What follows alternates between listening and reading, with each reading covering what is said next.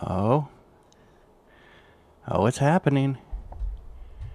Okay, looks like it's working. I think. Excuse me. We'll find out anyway. So, recently got smacked down by YouTube for reading explicit fics. I guess I don't know what I was expecting.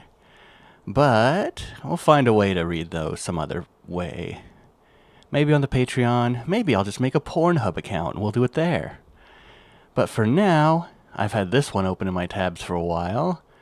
So let's read At Home with Nemo by Kartoffelcam.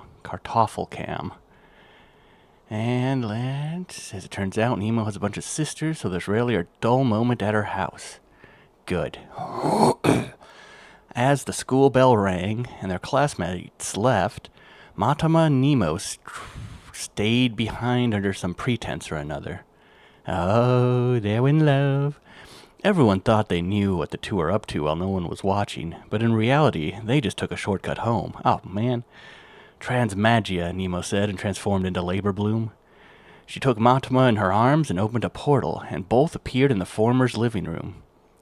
Hey, no fair, Neatko, a young girl with light green pigtails, said. You made me lose. Cry about it, Labor Bloom said. Set Matama down and undid her transformation. Nadia, another young girl with a light green ponytail, jumped up behind her and grabbed her transformation star. Transmagia, Nady, I'm going to call her Nady, called out and transformed, changing into a black ballet outfit with stars dangling from the rim of the tutu and an exposed belly, revealing a single star above her belly button. That's pretty cute. Nemo groaned as her sister floated away, giggling to herself. Give me that, Injin, a girl with very short hair, and the only one older than Nemo, said and snatched Matama's star. Transmagia. Man, they are all just frickin' grabbing her star, dude. She is not good at holding on to this. Does this happen every time she comes home? She transformed into a Viking-style warrior bride outfit, wearing deep-cut steel plate armor, as well as gauntlets and sabatons that ended in mesh gloves and stockings respectively. She wore an ice blue thong under a long half skirt that ran around her back, hot, and her armor was held in place by leather straps, revealing 3 stars along her spine. Ooh, she's pretty powerful. Your sisters are as lively as always, Matama said. Calavera, give that back, Ymir said and floated after her younger sister. Okay. Calavera. Must be... I want to say... Okay, Calavera is probably the one who just transformed. Make me, Calavera said, and stuck her tongue out. Yeah, because they're using their magical girl names at this time. Yes, that is the plan, Ymir said, and exhaled a cloud of white powdered snow, which filled the entire room. The sisters heard a crash, and when the snow cleared, Ymir had Calavera in a chokehold. Okay, fine, Calavera said. Transmagia. She undid her transformation, and Ymir let go of Nady. I'm butchering all these names, and I will never stop. Transmagia, Ymir said, and undid her transformation as well. Oh, so it stays even if their stars handed off. I see. That makes more sense. Then handed Matama's star back to her. Neatko jumped at Nady and snatched Nemo's star from her. So could, like, a team just use one star and just transform? That'd be interesting. It might be a little inconvenient, but it'd be hilarious. Transmagia, Nico said, and transformed into a metallic gray robotic-looking outfit with gauntlets that had some form of gaming controls on them. Nerd. I love it. Her right upper arm was exposed, revealing 2 stars. You can't be serious, Nemo said, and Matama stepped back a bit. Pixel is in the house. Pixel? Oh my god. She's sticking the landing.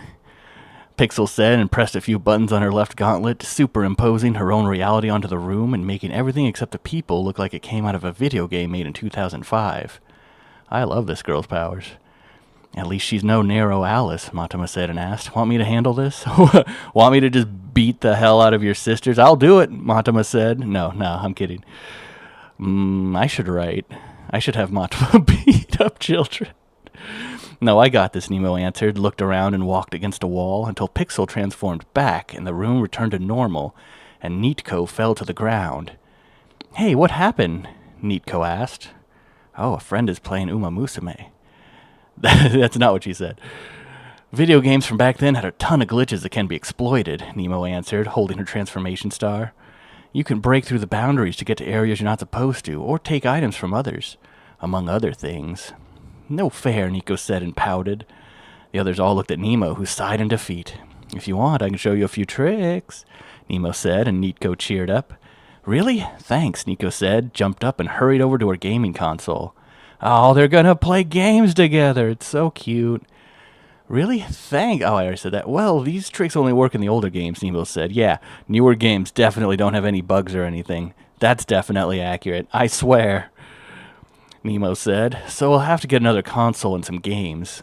After you do your chores, Nesuno, a girl with long curly hair, said and looked up from her magazine. Whoa, how many sisters does she have? Make her transform. She sounds hot. Mom said that you're on dinner duty tonight. All right, Nemo said. Then I guess I'll go shopping first. I'll come with you, Nico said excitedly. You can tell me all about glitches on the way. Sure, why not, Nemo said, turned to Matama and asked, Can you help Injin keep an eye on everyone? Sure, Matama answered. Injin's gotta be one of the transformed names. Because I don't remember her having a sister just named Injin. Thanks, Nemo said, and went to grab a shopping basket. Some of her money her mother had left her for groceries and the like. After putting away her school bag, she and Nitko went on their way. So, who wants to hear some live music? Matama asked after the front door closed. And the room cleared out in the blink of an eye. Oh, poor Matama. At least it worked. Matama sighed and sat down on the couch, with the TV still showing the death screen from Nitko's game, and simply switched to a different channel to pass the time. Along the way to the grocery store, Nemo... Kitty, what's wrong? She just jumped and jolted. Along the way to the grocery store, Nemo explained some things about glitches, starting with the reason behind them, and how they affected the gaming industry. While she did not understand everything, Nitko listened intently and grew increasingly determined to try out some of those glitches. Okay, Kitty. But remember to never uncover a magical girl's identity, Nemo said, much to her sister's surprise. Why not? Nitko asked. Wouldn't that make it much easier to defeat them? Yes, but Magia Baizer doesn't want to defeat them, Nemo answered. She has made it clear that she doesn't want us to know our enemies' identities, and if someone breaks her rules, she can get really nasty. That's boring, Nitko said and pouted. If you think you'd make for a better leader, you can challenge her, Nemo said. I wouldn't, though. I wouldn't. I would. I want to see it. Go for it, Nitko. I want to see what she does to you. Why not? Nitko asked and said, with my powers, I could take her transformation star and win in a heartbeat. No, you can't, Nemo explained. Your powers provide the framework to use those glitches, making you the code, so to speak. And glitch exploits rarely work in favor of the code. Wait, so you're telling me that I can't use these for myself? Nitko asked. Then why are you telling me about them? So you know what people can use against you, Nemo answered. I bet the others don't have those kinds of weaknesses, Nitko said, pouting. Bright lights can shut down my powers, Nitko said, and Nitko looked at her in surprise. Wait, really? Nitko asked. What about the others? Yes, really, Nemo answered. But if you want to know the others' weaknesses, you'll have to ask them. I wouldn't want them to tell others about my weakness. So I'm not telling you theirs either. They continued their shopping trip and bought enough groceries for everyone. And some snacks for Nitko, since she had been nice and helpful lately. Matama set. It's weird how it separates that. It did that at the very beginning, too. Freaking AO3 messing up people's formatting. Matama sat in the living room in Nemo's house, lying on the couch and watching TV, when Nesuno walked in and stood beside the couch. Matama made room for her, and the girl sat down next to her, then continued reading her magazine. After a while, Matama risked a glimpse and saw that it was a cocktail magazine. Aren't you a bit young to drink those? Matama asked, and Nesuno looked up at her with a deadpan expression. I'm not drinking them, I'm learning how to mix them, Nesuno said, and returned to her magazine.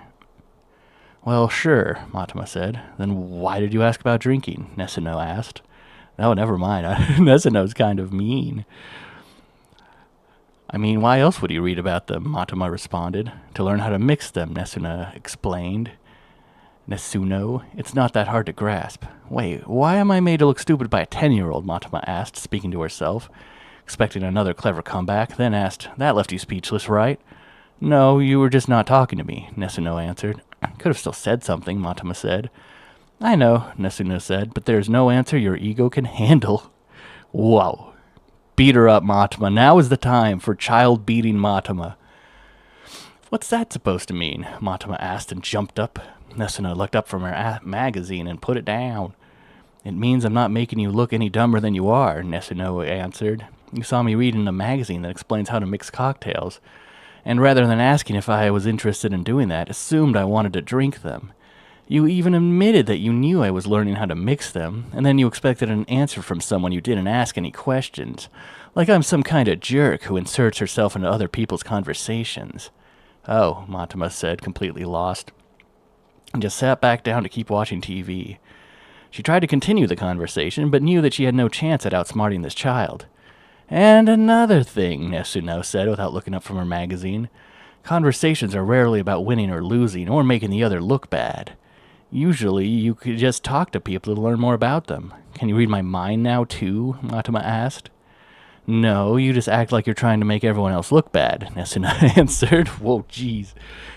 The front door opened, and everyone came back downstairs to greet Nemo and Nitko, and help them put the groceries away. Nemo transformed, then used her shadow puppet ability to move the knives, making cooking a lot easier. After dinner, Nitko turned off her game, before she and Nemo went to the latter's room to play video games, while the others stayed to clean up. Once the dishes were done, they sat down in the living room and continued watching TV. Hey, my show is starting, Nadie said after some time and lunged for the remote, changing the channel to a show about an immortal forensic investigator. Nitko jumped up and ran out of the room. Of course, that's the kind of show she likes. Wait, there is a sister called Injin. Didn't I tell you to warn her? Injin asked, and Nadie shrunk a bit. Sorry, Nadie said. You'll have to apologize to her later, Injin said. Injin. All right, Nadie said, then turned back to the TV. Nemo and Matama got up and walked upstairs to see how Nitko was doing. The door to her room was ajar, so they just walked in and saw her sitting on the ground and playing a video game. Hey, how old are you? Nemo asked softly. Hey, how old are you? Nemo asked. Oh, hey, how are you? I don't know what I was seeing. Hey, how are you? Nemo asked softly. And Nitko paused her game, and Nemo and Matama entered her room. I'm fine, Nitko answered. I didn't see anything scary. But I'm not taking your star for a bit. That's good, Nemo said. And yeah, probably for the best. So, what are you playing? Matama asked, and she and Nemo sat down beside her. A game where you have a farm, Nitko answered. My friends at kindergarten said it's great, so I asked Mom to buy it for me. I just bought a second cow, so now I can get more cows over time. My pigs already do that. I know what your pigs do, and they sell really well, too. That sounds pretty good, Matama said and asked. Would you like to make your own game one day? Nemo and Nitko looked at her. Well, yeah, Nitko answered. I love games. So I play a lot to know how to make better ones. Got any ideas, I kind of saw what was coming up. Got any ideas, Matama asked. And Nitko thought for a bit. Living panties, Nitko answered and giggled. And they have to be worn by someone to do stuff. Players watch a character run around and fight monsters, and then gain experience when that character wins battles. Then they invest in new skills to help their wearer. Nemo and Matama looked at each other while Nitko started laughing. After a while, she calmed down again and resumed playing her game. Nemo and Matama watched and were happy that any scary elements went right over the girl's head. And the evening, Matama went back home, and Nemo and Injin put their sisters to bed. You should make that game, Nitko. You should make Loco Souls 1. Because we have 3, now we need the run-up to it. So slap those living panties onto the heroine. Okay. Oh, all of her sisters' names translate to nobody in another language. Interesting. Nico's the youngest at 5. She's the one that turns into Pixel. Okay. Overlay, Nadie. She turns into Calavera.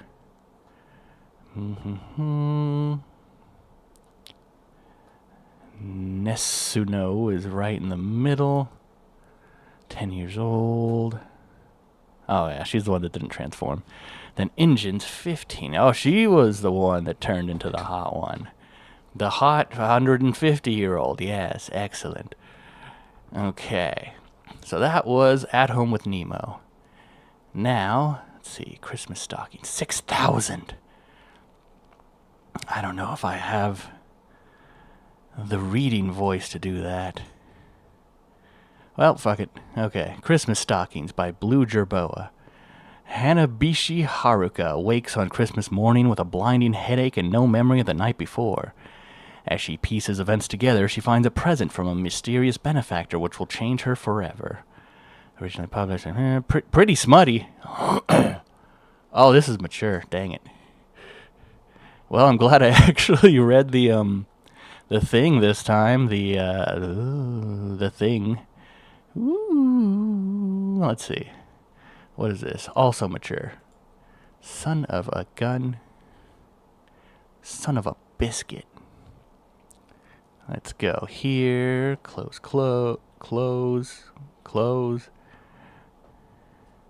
We need things where people wear lots of clothes. I'm going to drink a thing.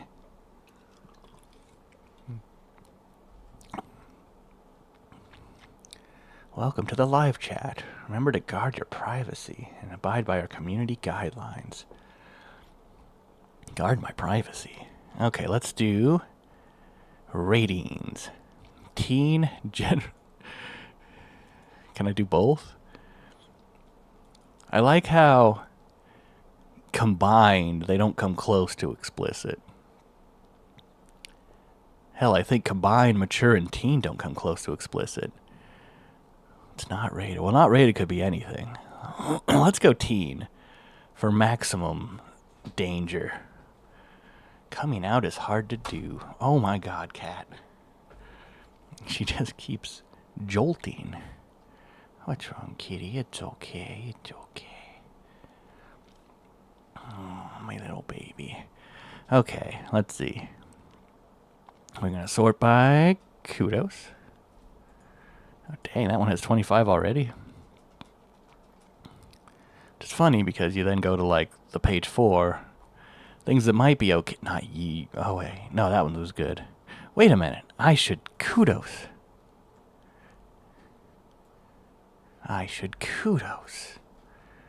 Bang. Man, only a handful of guests have kudos? When did it come out? It's not like it came out forever ago. This is underappreciated. So what'll I say about it? Oh, guest name. Sleepy September. Guest email. I found the description of the oldest sister's transformation really hot at AOL.com. Okay, now, as for the actual comment, what to say? This was adorable, and I loved. What I really loved was just all the kind of world building, and I loved the world building, thinking about how different people's magical girl/villain forms would appear. Great job! Exclamation point. Okay, bang. Have they done any other ones? Whoa, that's not what I wanted. I wanted this, and then this. Kartoffelkam. Oh, they've done a lot. Okay. Happy birthday, leopard. Okay, so they're still writing for this fandom. That's cool. Let's see. But I was looking for some not spicy fics. Looking for some teen-rated fics. Mugen Universe, not doing that. That is so many. It's a Pride Month, so you're going to kill Hiragi Utena.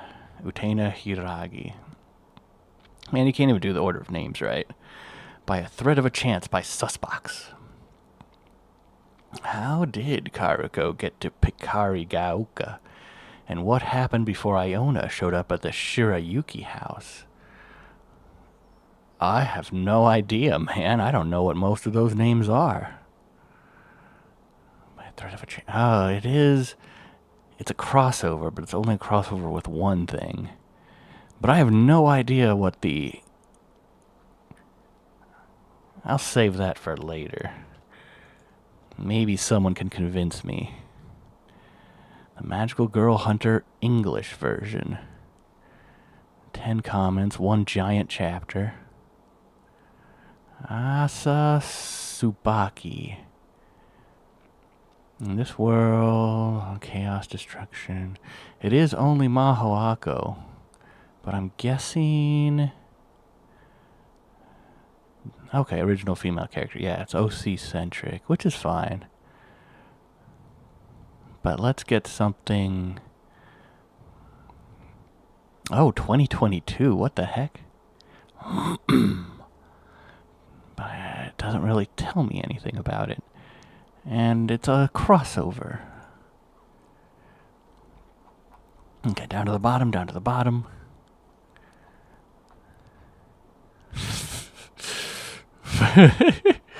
Hell yeah. I like the look of that one. Okay, so this one is teen rated. Let me make sure there's no porn, I guess. Kiwi and Utena. That's a great ship. Utena has canceled the date. No! Kiwi's plans for Christmas romance have gone up in flames. But Christmas traditions have to be followed, and where else is a lovelorn teenager supposed to go for food? But if KFC don't sort things out sharpish, it might not just be Kiwi's hopes going up in flames. First published is Fairy Light. Kiwi is off the leash. Not that I'm getting mushamega. Okay, let's go ahead, copy, paste and go. Let's save Fairy Lights for later as well, because it sounds like some of these are not porn. Okay. Kiwi absolutely motherfucking despised Christmas. Loathed it with a deep, sincere, abiding passion that had festered in her ample bosom for at least 2 days. Oh, I love Kiwi. Ever since the love of her life, the adorable, pure, and noble Hiragi Utena had blown out their carefully laid plans for Yuletide lovin' with some utterly lame and contemptible excuse at the last minute and bailed on her, leaving Kiwi's dreams as burnt-out, smoking ruins. Had she ever felt such desolation in her life before? It seemed pretty fucking unlikely right now. Certainly, it was hard to think of any occasion where the rug had been pulled out from her so suddenly, so unfairly, so cruelly, taking her from heaven to the very depths of hell in the blink of an eye. Visiting my Nan. Sheesh. Come on, who did she think she was kidding? As if. Who'd do such a thing on Christmas Day? It was a time for romance, to be with the love of your life, to get just a little bit hammered and have as much filthy as you could squeeze into a 24-hour period. They better not give me a strike just for how horny Kiwi is. Topped off with a spot of fried chicken, of course. You can't do all that without a spot of fried chicken. Kiwi held Utena in the highest regard, the very highest. There was no firmament so exalted in all creation that she did not soar above it. A dark goddess of sultry desire and incalculable sexiness, an inveterate snarer of hearts and dampener of gussets wherever she happened to grace mere mortals with her presence. But whilst Utena's character and fidelity was beyond reproach, give or take the odd groping session with those open-legged tarts and Trismagia, that didn't mean that there wasn't a train of shameless fucking hussies out there, practically throwing themselves at her, begging to be deflowered by the temptress. And you never knew, at some point one of those dirty slappers might get lucky, catch Utena at her weakest and least able to resist, and manage to inveigle, that's my best effort, her into giving them a good old-fashioned seeing to. She had a nasty feeling that today was the day. Christmas had fallen on the second last day of term before the winter holidays, and there was a definite air of demob happy mob happy relaxation around the school. Little work, lots of talk, and a fair few kids taking the opportunity to disappear a bit early with their squeezes for a bit of quality time. The loss is cutting her more keenly than ever as she glances across at the empty desk. Gone with no word of comfort, only a vague sort of promise to text later. As if that was any sort of compensation, any at all. Hey, kitty, it's okay, I'm not crazy. Outside, the sky grows darker. She doesn't believe me. Outside, the sky grows darker as the last lessons of the day drone on, and Kiwi becomes more and more wrapped up in her own bitter thoughts. It had been a cold day, unseasonably cold, even for December, and a thin frost is starring the edges of the windows against the cobalt blue sky as the final lesson ends, amid a scraping of chairs on wooden floor and the release of a pent-up wave of cheerful chattering and laughter. Kiwi remained slumped at her desk, head on chin, looking at nothing. Oi, fuckface, you alright? No teeny-weeny to hold your hand today, eh? Ugh, just what she needs. Maybe she is just what you need, Kiwi. She turns to Tenkawa Kaoroko, affecting what she hopes is an expression of withering contempt. The other girl is rocking back on her chair, balancing on its two hind legs, idly tapping away on her phone whilst regarding Kiwi with wry amusement. If there was any true justice in the universe, any glimmer of a higher power, an omnipotent concerned deity of any sort, this would be the moment that the chair collapses and the poisonous fucking micro-arsehole knocks a couple of her teeth out. But nothing. The universe hates her and she hates it back twice as hard. Look, if you're bored, there's a few of us off up KFC later on. Gotta do it, ain't you?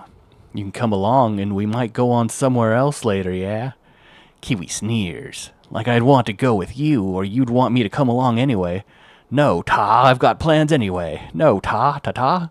Hey, whatever, it was Haruka-chan's idea, not mine, so... Well, you know where we'll be if you change your mind.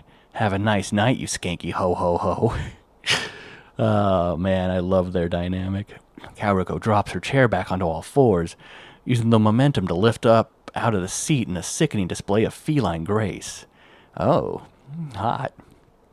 She slings her back onto her shoulder and strides away without a backwards glance, leaving Kiwi watching on as her pert derriere sashays out of the room, her angry retort unvoiced, dying in her throat. Kiwi... Kiwi, you're making it real easy to ship you two, and I'm all for it. She bangs her head on the desk in frustration and slumps forward across the scratched wooden surface. Go to KFC with that lot? With Kaoroko? Pfft, as if... This is one of those moments in the sitcoms, isn't it? Yeah, there she is. She wasn't proud of herself when she'd arrived outside the restaurant. She'd half convinced herself she was only heading in this general direction because she'd meant to see if she could pick some stuff up in the pre-New Year's sales and had a particular hankering for the shops at this end of town. But her feet have been having nothing of this subterfuge and have led her unerringly to her destination, only to find a queue stretching out of the door, radiating an air of bored frustration. God damn you, KFC. She joins the back of the line and sidles up to the couple in front. Really? How'd you do that? What's the holdup, eh? Dunno. Someone in front reckoned a couple of tills were playing up or something. Not great, is it? But you've got to wait, haven't you? Tradition's tradition. I guess. Kiwi shoves her hands in her pockets and glares murderously at the pavement in front of her. She wasn't going to get her phone out, start messaging or checking where folks were, not in a million years. If there were people from her class here, knobheads though most of them might be, some more than others, then that was fine, she supposes. It might even be nice, possibly, maybe, if there were a few folks there that she knew, so she could nod at them, radiate coolness, and make sure everyone knew how generally awesome and sexy and everything she was. She might even speak to a couple of them. She wasn't sad. She wasn't lonely. She was, though, definitely getting fed up with this fucking queue. The line crawls forwards, moving at approximately 1 meter every couple of minutes, with more shoppers joining the back of the line, and a pitifully small trickle of departing patrons leaving the restaurant in the other direction. She shuffles her feet, swings her arms around to keep warm in the cold early evening air and to give herself the chance to burn off some of the pent-up energy she has bubbling through her body. A mere 10 minutes after joining the line, Kiwi reaches the glass double doors. No sign of any of her classmates inside. Maybe they'd be here later. Or maybe, a horrible, cold little thought, MahoAko had just been yanking her chain and they never intended to come in the first place. Pah, no way. They wouldn't dare. Plus, however much they protested, they knew she was the sexy, cool one, and they'd want her to come along so they could hang out with her. Because they all wanted her, really. Especially that pipsqueak blonde twat. Heh. Who wouldn't want Kiwi? Another 10 minutes sees her within strike range of the ordering machine. By this point, the smell of the cooked food is making her stomach grumble and groan in protest at its poor, deprived state. She was going to absolutely destroy some chicken. Perhaps the sodding wait had almost been worth it, whetting her appetite for the treat that was to follow, ratcheting up her hunger to near starvation levels. It was going to be absolutely fucking delicious. Yum! And she's at the machine. Options, many, many options. She scrolls through. She didn't want a meal. They were always shite, and the fries in this place were an absolute bag of crap. Somehow over-fried and under-fried at the same time. She could do with a drink, maybe, after her long, long wait. Options. No, not a motherfucking meal, wankers. Give me some chicken. Drink optional. Grr, drink apparently not optional as far as she can work out. This ridiculous fucking piece of shite machine, she seems absolute... That's a tongue twister. This ridiculous fucking piece of shite machine seems absolutely determined to ping her with a meal, no matter how hard she tries to fight it. She doesn't care if the fries were free, or they end up paying her to take the fucking things off their hands. She doesn't want them, no siree. She can hear the shuffling of feet and oh-so-polite coughs of annoyance behind her. She turns, a look of such poisonous hatred on her face that the smartly dressed young man with the achingly awful haircut actually flinches backwards and pretends to see someone out of the window to wave at, rather than meeting her gaze. Little does he know, he was incredibly lucky to avoid the plague that killed off all men. But he will not survive Kiwi. Ha, still got it. Back to the order screen of perdition. A mere 45 seconds later, she reckons she's got it locked in. One basic, really basic box of chicken. Nothing else. Adding a drink without getting the fucking grim fries seemed too weird a concept for the computer to cope with. Add to cart, confirm order, pay. Huh? Where's her purse?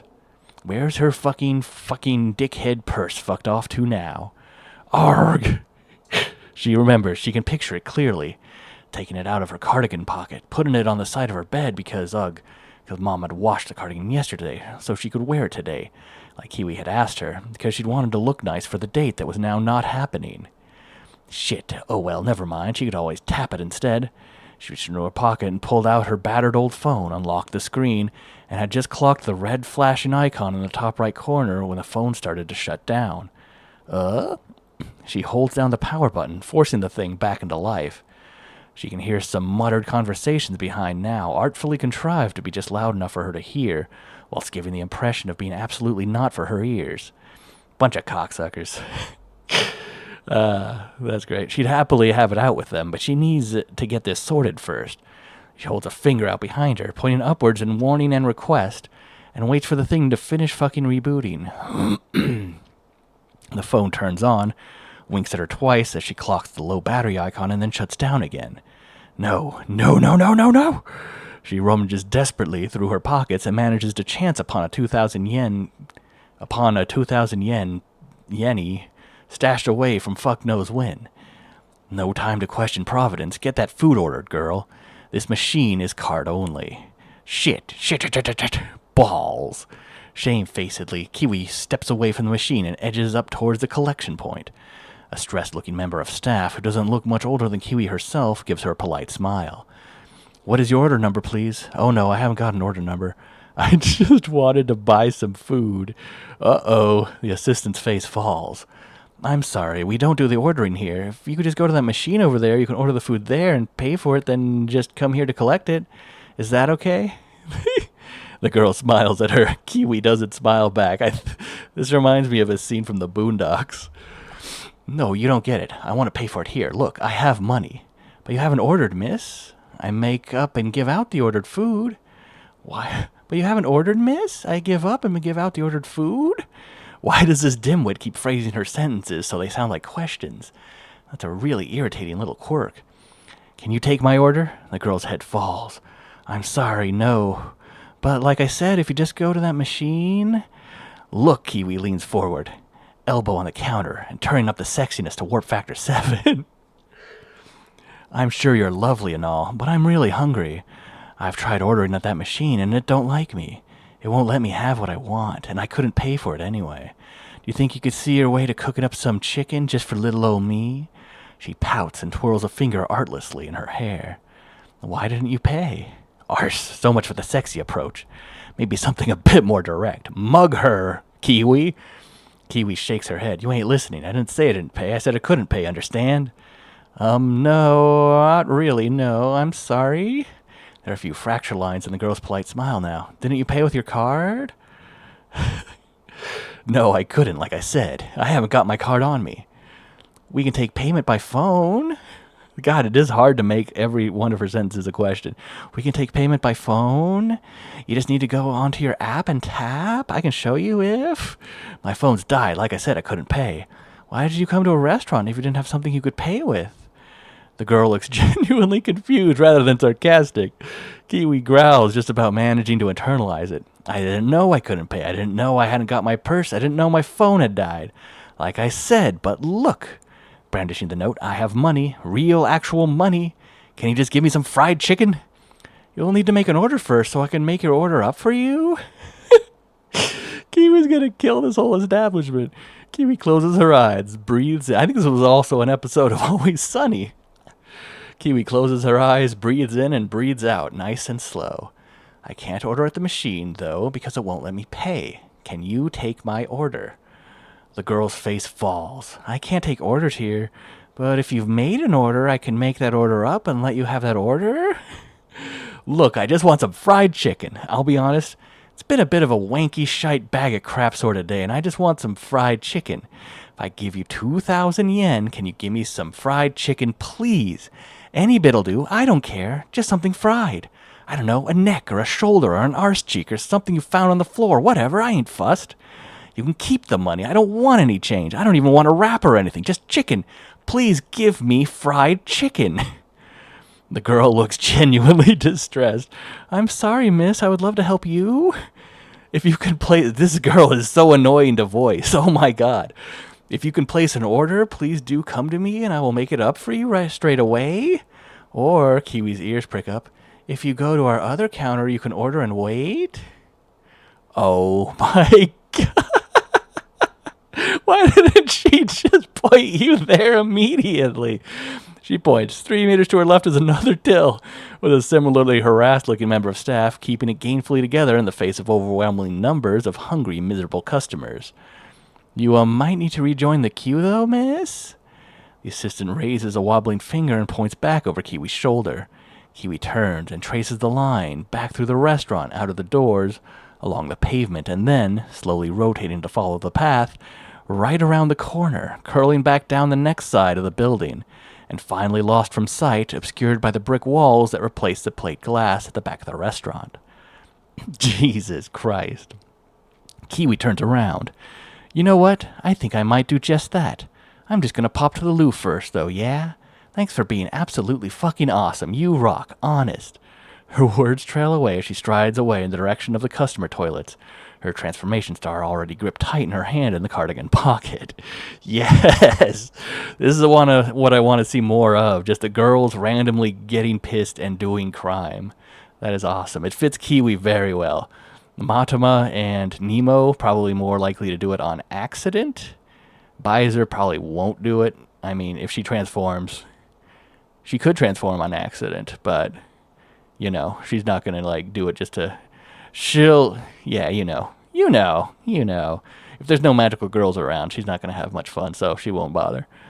Arriving some 5 minutes later, Magia Sulfur and Magia Azul light on the roof of a building on the opposite side of the road, sitting down on the ledge of the building to watch the proceedings with interest.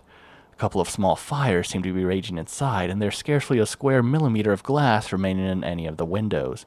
But overall, Leopard's rampage seems to have been fairly self-controlled. No civilian casualties and only limited property damage.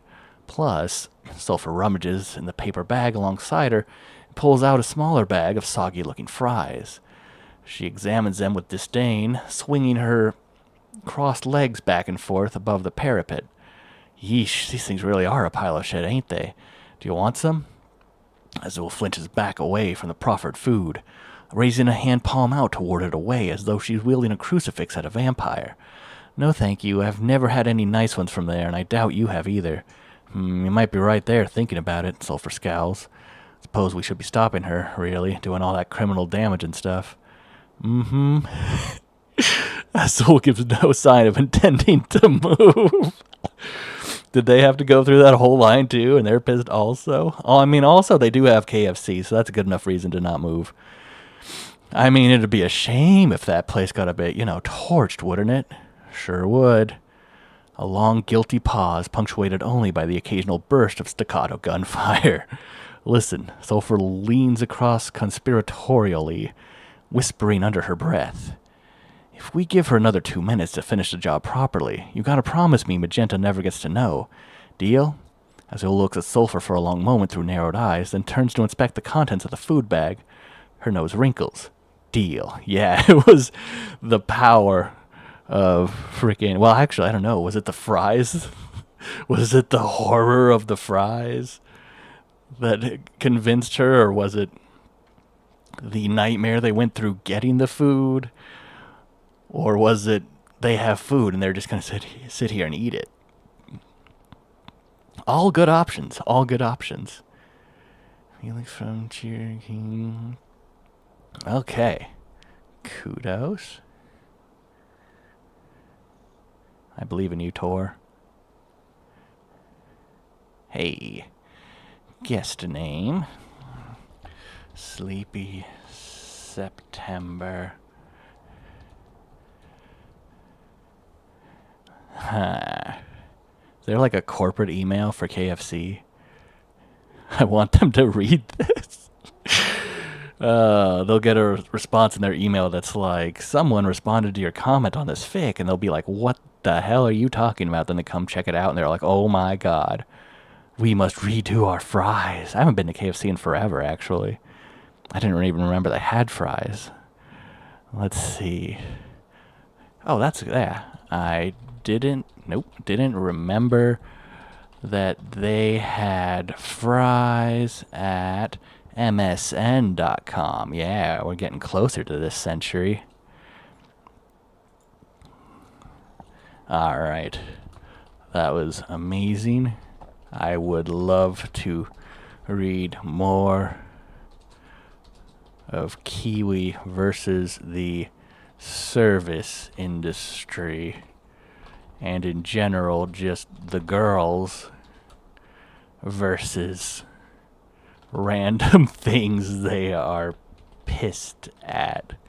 Great job. Comment. Am I the only comment on this? What? That's crazy.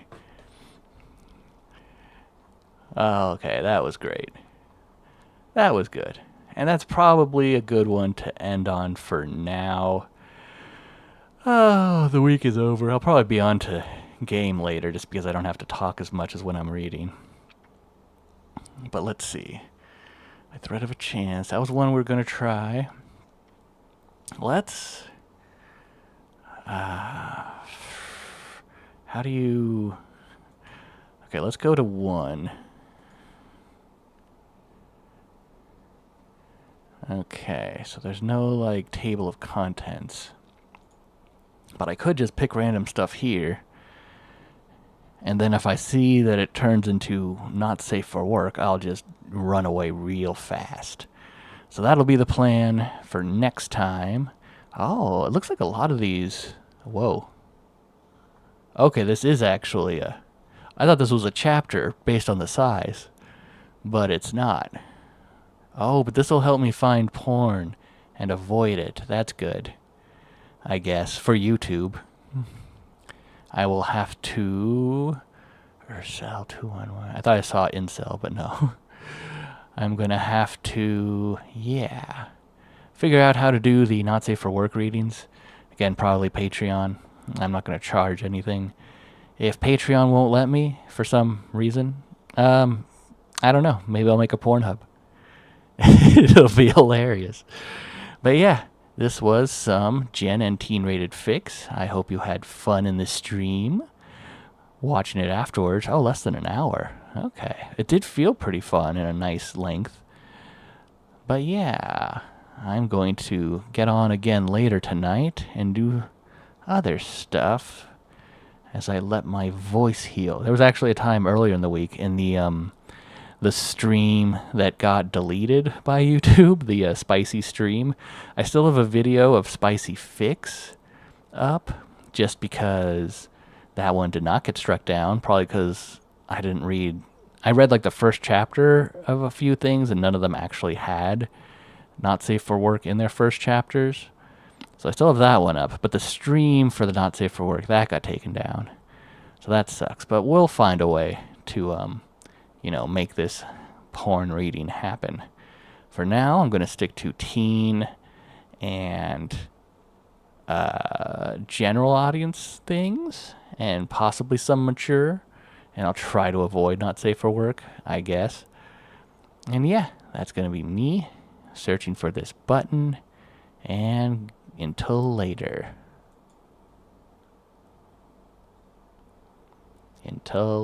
Your stream will stop immediately. Wow. I pressed end stream on accident, YouTube. Thank you so much for stopping me, you son of a